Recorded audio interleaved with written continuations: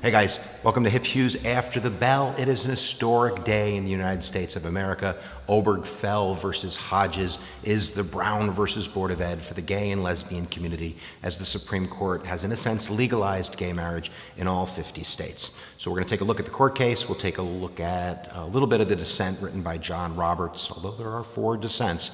And then you can leave down your own views down in the comments below. Just keep it civil.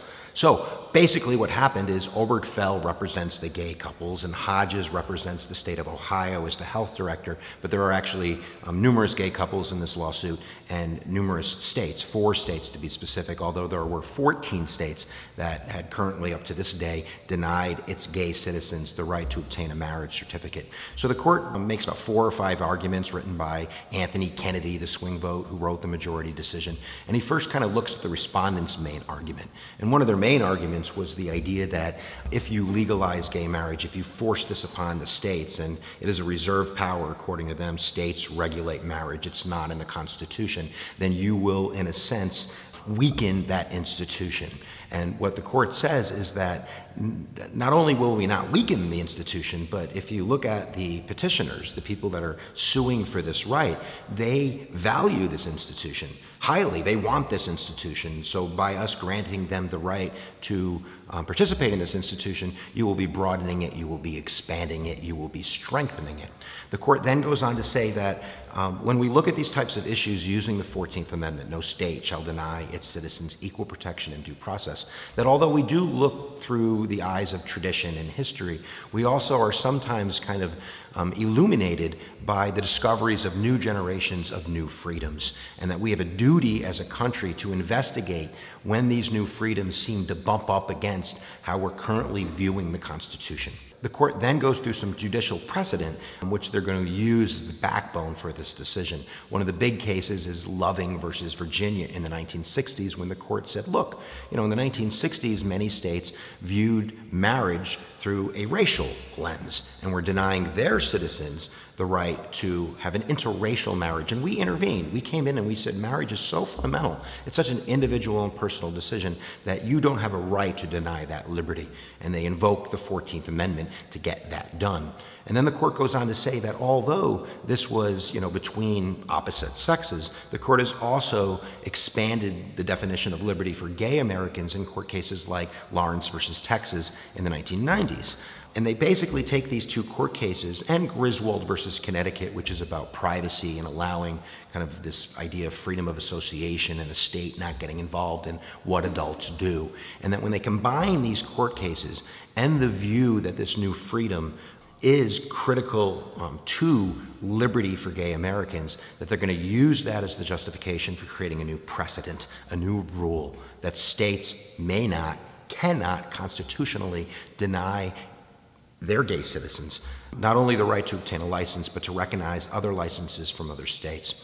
The court then goes on to say that basically, there's 4 or 5 things that make marriage a fundamental right, even though it's not in the Constitution. Number 1, they say it's a personal choice, and they point again to this Loving decision. They then go on to say that it's a freedom of association choice, that you basically decide if you want to pair up with somebody and make that, central to your life. Therefore, it is central to the Constitution and to liberty.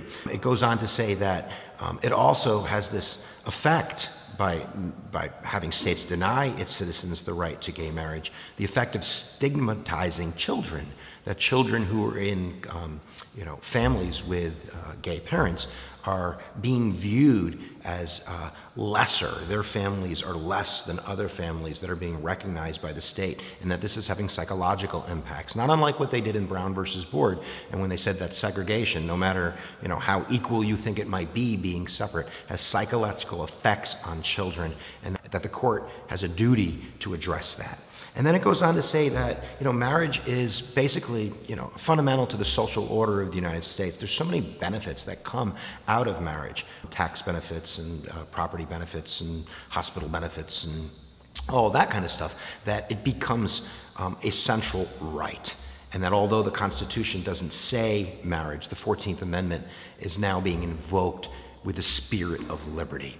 So that's the decision. States may no longer deny its citizens, its gay citizens, the right to get married. Now, there are 4 dissents, and one of the biggest dissents was written by John Roberts, who said, although this might feel good, and you can celebrate the idea that you have a new freedom, don't celebrate the Constitution, because the Constitution, in his view, is being stretched beyond its limits. That this is an activist court decision, that if you have a problem, you should go to your state, and that state legislature should deal with this problem, that the United States Supreme Court, an unelected body, shouldn't be, in a sense, reigning like a dictator over the states. So that's the other view, but whatever you think, gay marriage is now legal, and states may not deny its citizens the right to marry.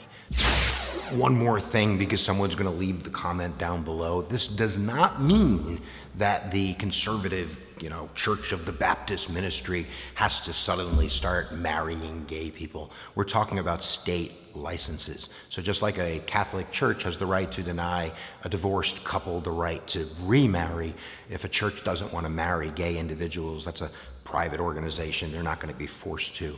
But the state, that's a different story. So there you go, guys. What do you think? Leave it down below.